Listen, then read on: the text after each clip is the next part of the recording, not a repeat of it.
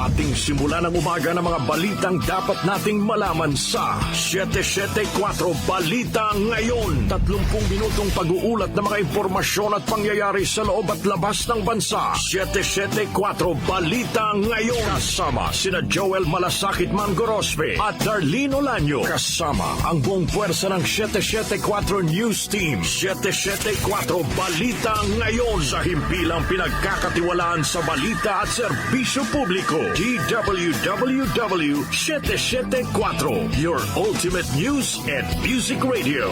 At ngayon, narito ang inyong tagapagbalita.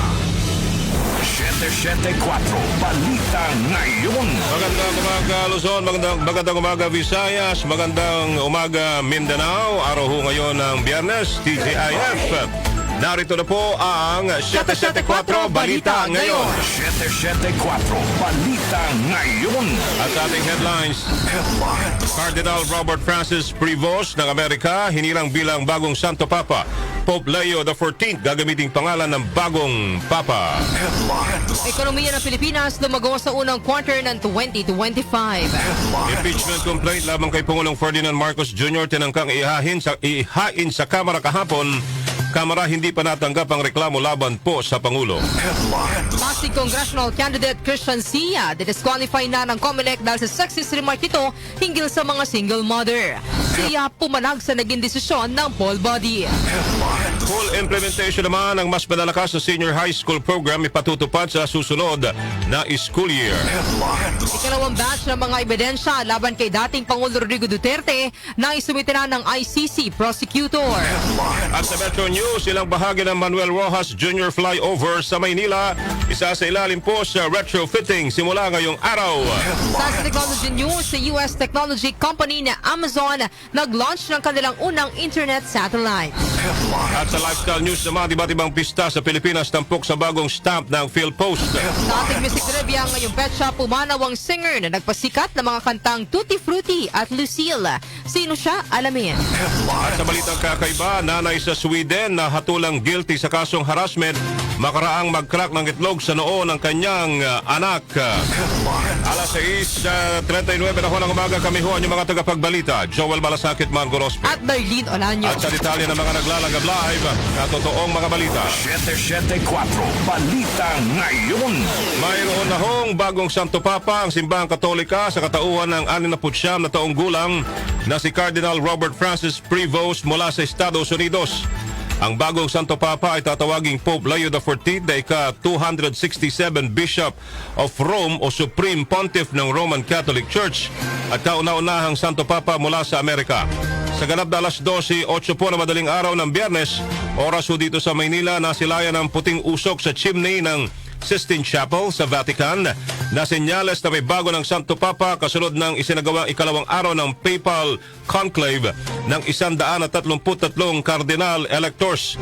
Sa bintana ng St. Peter's Basilica sa harap ng libu-libong mga tao na nag-aabang sa St. Peter's Square, inanunsyo ni Cardinal Protodicon Dominic Mamberte ang Hambimos Papam na mayroon ng bagong Santo Papa ang Simbahang Katolika. Sa kanyang unang pagharap sa mga deboto, Peace be with all of you. Peace be with all of you ang naging unang pagbati ng bagong Santo Papa. Dasal din ni Pope Leo XIV na pagkakaroon ng isang simbahan na nagkakaisa at inikayat ang mga debotong Katoliko na manalangin sa Birheng Maria kasabay ng dasal na gabayan siya nito. 774 Balita Ngayon. Sa ipang balita, lumago ang ekonomiya ng bansa sa unang quarter ng 2025. Ayon sa Philippine Statistics Authority o PSA, bahagyang tumaas sa 5.4% ang gross domestic product o GDP ng bansa mula sa naitalang 5.3% sa fourth quarter ng 2024. Ang naturang GDP growth ay mas mabagal sa 5.9% na naitala sa kaparehong panahon noong 2024. Gayunman, sinabi ng PSA na ang unang quarter growth ang nagpwesto sa Pilipinas bilang ikalawa sa pinakamabilis na lumalagong ekonomiya sa Southeast Asia, kasunod ng Vietnam na may 6.4% at kapantay ng China na may 5.4%.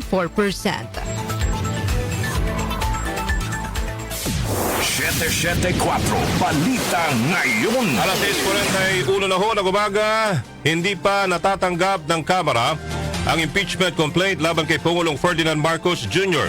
Ito ay dahil wala kahapon sa kanyang tanggapan si House Secretary General Reginald Velasco na siya maaari lamang tumanggap ng reklamong impeachment batay sa rules ng 19th Congress.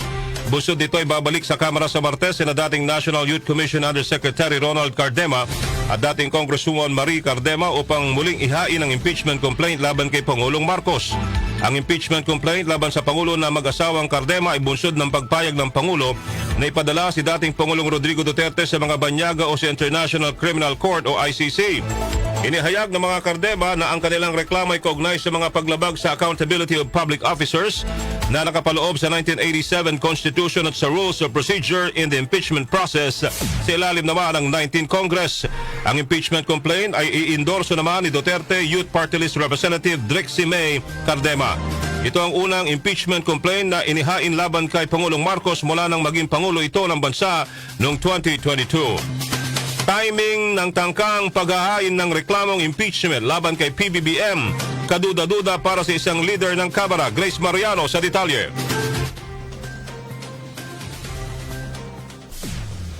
Duda si House Assistant Majority Leader at Tingog Party List Representative Jude Asidre sa timing ng tangkang paghahain ng impeachment complaint laban kay Pangulong Ferdinand Bongbong Marcos Jr. 4 na araw bago ang midterm elections. Paalala ni Asidre, hindi kandidato si PBBM kaya pala isipan ang paghahain ng reklamong impeachment laban sa kanya ni na dating National Youth Commission Undersecretary Ronald Cardema at dating Congresswoman Marie Cardema ng Calambas City. Dagdag pa ni Asidre, aabot na lang sa 6 na araw ang sesyon ng Kongreso sa Hunyo kaya walang sapat na oras para ito ay talakayin.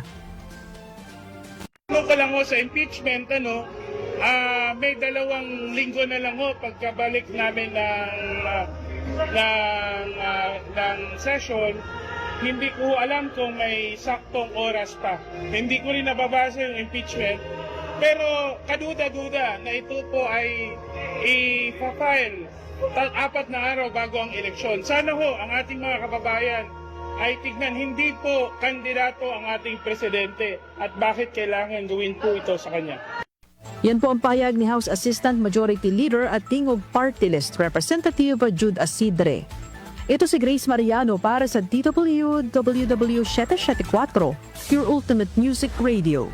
774 Balita Ngayon.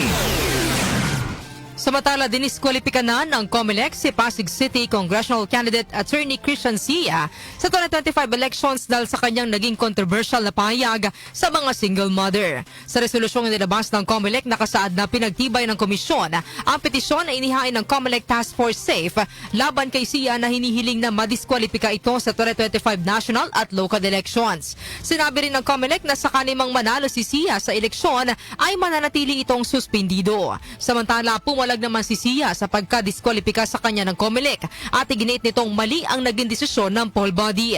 Ayon kay Sia, kahit pa sabihing nagkaroon siya ng paglabag sa Safe Spaces Act dahil sa kanyang pagbibiro, ay wala pa namang naisasampang kaso laban sa kanya at wala ring conviction ninggil dito. Iginit din ni Sia na hindi kabilang ang violation sa Safe Spaces Act sa grounds for disqualification sa ilalim ng Omnibus Election Code. Bunso dito nanindigan si Sia na walang valid legal ground upang disqualify siya ng COMELEC bilang kandidato. Samantala, 6 na nagpanggap na NBI agents na nagsagawa ng investigasyon sa vote buying and vote selling activities sa Laguna, arestado. Gina Mapes sa report. Inaresto ng pulisya ang 6 na suspect na nagpanggap na mga ahente ng National Bureau of Investigation sa Barangay Cabulusan, Paki, Laguna. Sa report ng Laguna Police ay pinadala kay NBI Director Jaime Santiago. Kinilala ang mga suspect na sila Norberto Colachea, Carlo Ryan Gratil, Alan Basa, Jojo Crisostomo, Edgardo Capuno, Ernesto Cruzana Sr. at isang alias Linwell Villanueva na nakalalayak. Sa report alas 10:50 ng umaga kahapon, Mayo 8, nakipag-ugnayan ng mga suspect sa Pakil Municipal Police Station at nagpakilalang NBI agents. Sinabi sa pulis ng suspect na si Alan Basa na galing sila sa NBI main office sa Pasay City at nag-iimbestiga sa nagaganap na vote buying at vote selling activities sa Matikio, Pacquiao. Nang mag-verify si Police Staff Sergeant Dominador Mendoza sa NBI Legal Service at NBI Laguna District Office, napatunayan na hindi organic members ng NBI ang mga nabanggit na individual, kaya agad nagsagawa ng hot transport operation ng pulisya. Alas 3:15 ng hapon sa kote ang anib sa harap ng Kabulusan Elementary School sa Barangay Kabulusan sa Pakil. Na-recover sa sasakyang dala ng mga suspect ang mga peking ID at badge ng NBI, baril at mga bala. Nahaharap sa kasong usurpation of authority at paglabag sa Omnibus Election Code ang 7 individual. Ako si Gina Mape ng DWWW 774, your ultimate music radio. Maraming salamat, Gina Mape. 774 Balita Ngayon. At iba pa naglalagab live na balita na isumite na ho ng prosecutor ng International Criminal Court o ICC ang ikalawang batch sa mga ebidensya laban kay dating Pangulong Rodrigo Duterte na nahaharap ngayon sa kasong Crime Against Humanity. Ayon kay ICC Prosecutor Karim Khan na ipadala na sa defense team ang bagong set ng mga ebidensya noong April 30 habang ang first set naman ay naipadala noong Marso.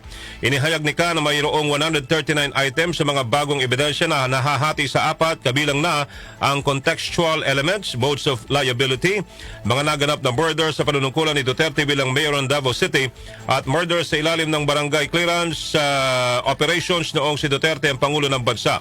Sinabi naman ng isa sa mga counsel ng AJK victims na si ICC accredited lawyer Gilbert Andres na malalantad sa mga bagong ebidensya na mayroon ngang elements of crimes against humanity sa pinatupad na crackdown lamang sa iligal na droga ni dating Pangulong Duterte.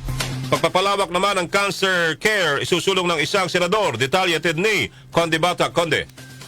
Isusulong ni Senate Committee on Health Chairman Christopher Bongo ang pagpapalawak ng cancer care para sa mga mahihirap na kababayan. Binigyang diin ng senador ang patuloy na pagsisikap na mabigyan ng sapat na pondo ang Cancer Assistance Fund o CAF tuwing budget season.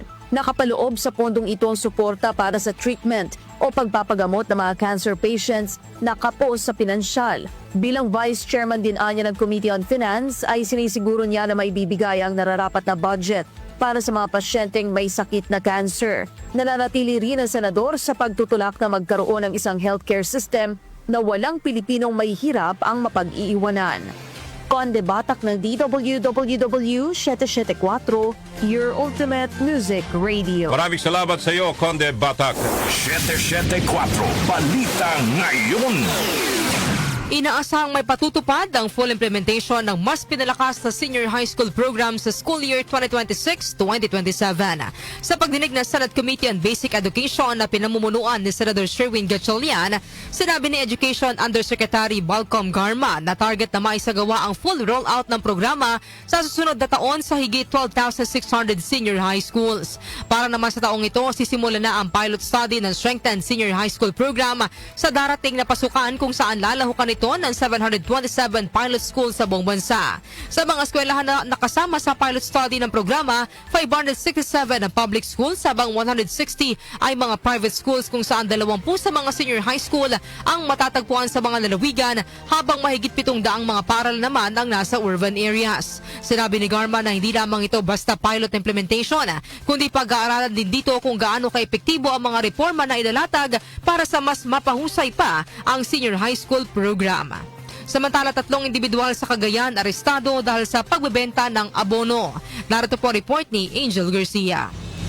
Nasa kote ng Criminal Investigation and Detection Group ang 3 lalaki mula sa Nueva Ecija sa isang bypass operation na recognize sa mga illegal na bentahan ng organic na abono. Kinilala ang mga suspect na sina Roger, Romeo at Edgar na nahuli nagbebenta ng Grow-E all-in-one organic liquid fertilizer na nagkakahalaga ng 135,000 pesos kahit walang kaukulang permit mula sa Fertilizer and Pesticide Authority na paglabag sa Presidential Decree No. 1144. Ayon sa CIDG, ang operasyon ay naisakatuparan sa pakikipagtulungan ng Enrile Municipal Police Station, Provincial Intelligence Team Isabela West at FPA Regional Office 2. Kasalukuyang naharap sa kasong paglabag sa RA 7394 o Consumer Act of the Philippines sa mga suspect sa pagbebenta ng produktong walang lisensya mula sa Fertilizer and Pesticide Authority.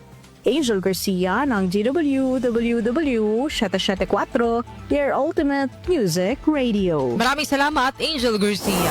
774 Balita Ngayon. May 7 na minuto pa bago alas 7 po ng umaga. Kami pa rin po yung mga tagapagbalita, Joel Balasakit, Bango Rospe. At Darlene At Olanyo. iba pang naglalagab live at totoong mga balita. Metro News. Metro News. Sa Metro News, sisimulan ngayong araw ng Department of Public Works and Highways o DPWH ang pagsasaayos at pagpapatibay sa Manuel Rojas Jr. Flyover sa Maynila. Sa anunsyo ng DPWH National Capital Region, sisimula ng retrofitting sa piling expansion joints sa northbound portions of flyover mamayang alas 10 ng gabi. Inihayag po ng DPWH NCR na upang matiyak ang kaligtasan at mabilis sa paggawa ay patutupad ang partial lane closure. Inaasang tatagal ng 7 araw ang kada segment ang pagsasaayos sa flyover. Hognay po nito, sinabi ng DPWH NCR na asahan ng mabigat na trapiko sa flyover at inaabisuan ng mga motorista na gamitin muna ang service road bilang alternatibong ruta. Foreign exchange rates. Foreign exchange rates. Narito naman ang update sa ating foreign exchange rates. Ang palitan ng piso kontra dolyar ay nasa 55 pesos and 35 centavos. 62 pesos and 64 centavos naman ang palitan ng piso kontra euro, habang ang British pound ay nasa 73 pesos and 60 centavos. Ang palitan naman ng piso kontra Saudi Riyal ay nasa 14 pesos and 76 centavos, habang ang Japanese yen ay nasa 39 centavos. Lotto results. Lotto results update mula kay Jonah Bakilan. Jonah.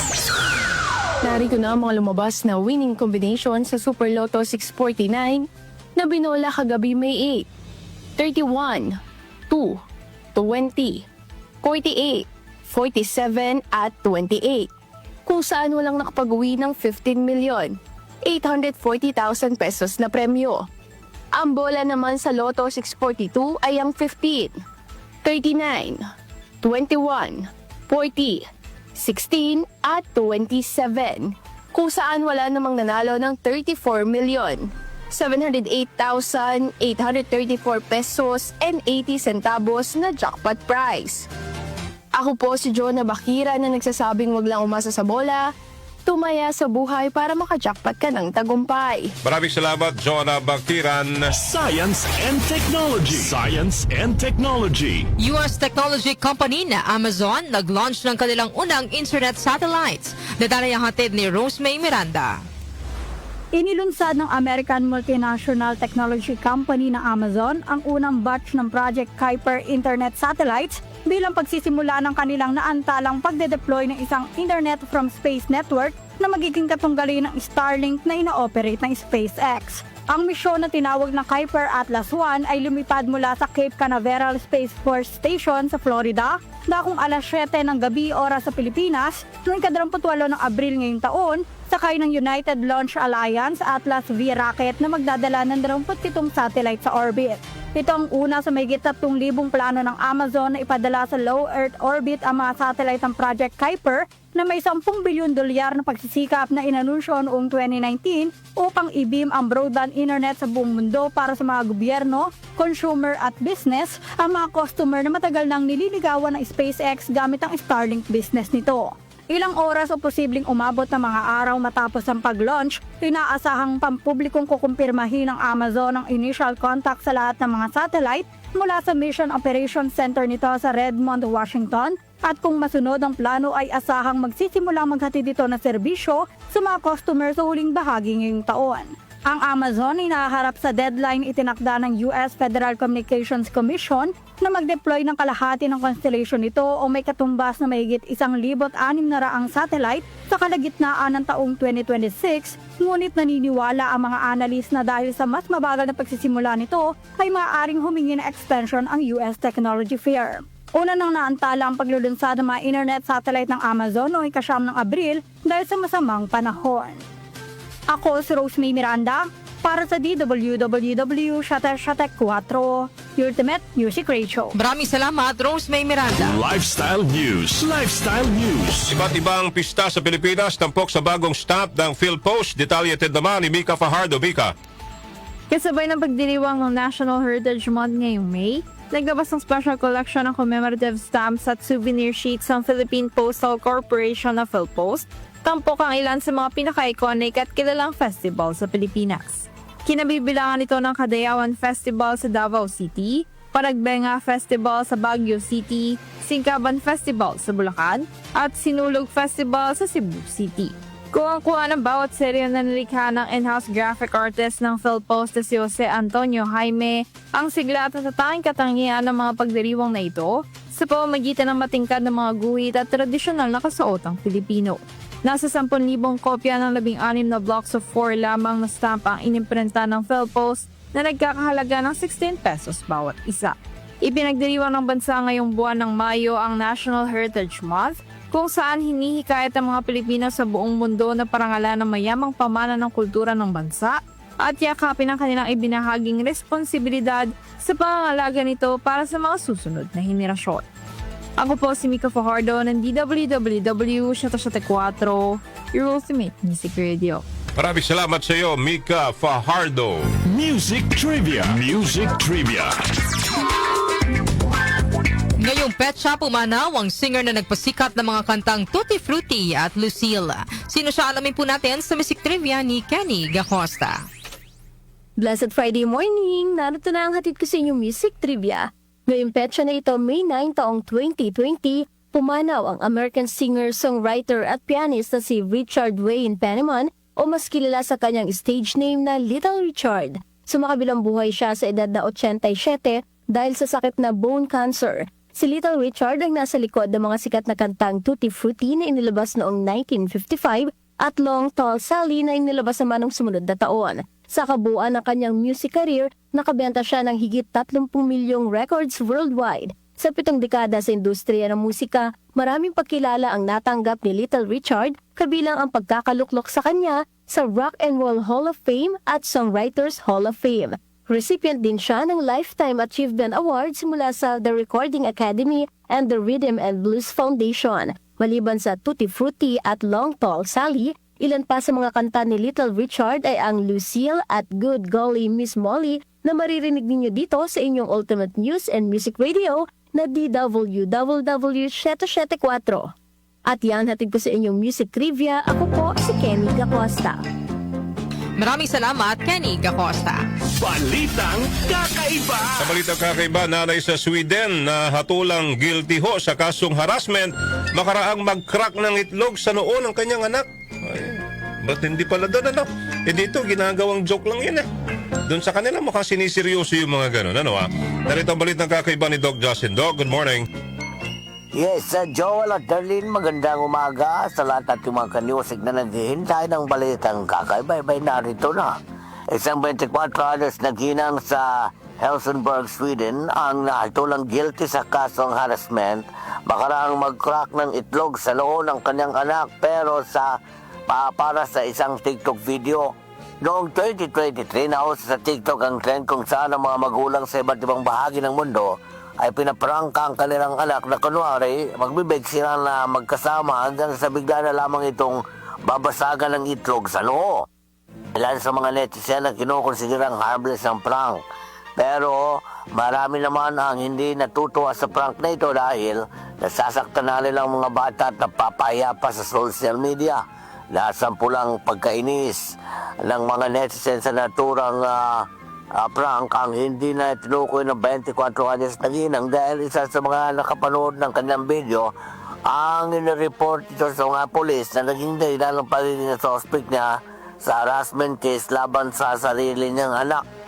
Ipinaliwanag naman ng ginang sa korte na prank lamang ito at usang naturang video sa TikTok pero bigo ang ginang na makumbinse ang mga judge.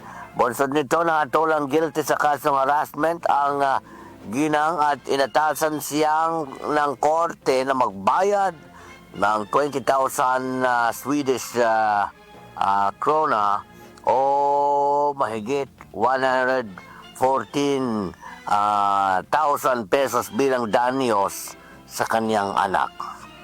Kaya yung mga gustong mag-trending yan, isip-isip muna, ha? Okay. Yan ang ating balitang kakaiba ngayong araw na ito. Ako si Doc Justin, just out na ako. Thank you. Maraming salamat, Doc Justin. At yan po kabuuan ang ating balitaan ngayong araw na ito ng Biyernes, May 9, 2025. Kami ho ang mga naging tagapagbalita. Darlene Olanyo. Ako naman, Joel Malasakit Manguros. Pa dito po ang 774 Balita Ngayon. Susunod na po ang RMN Network News nationwide, 7 o'clock ng umaga.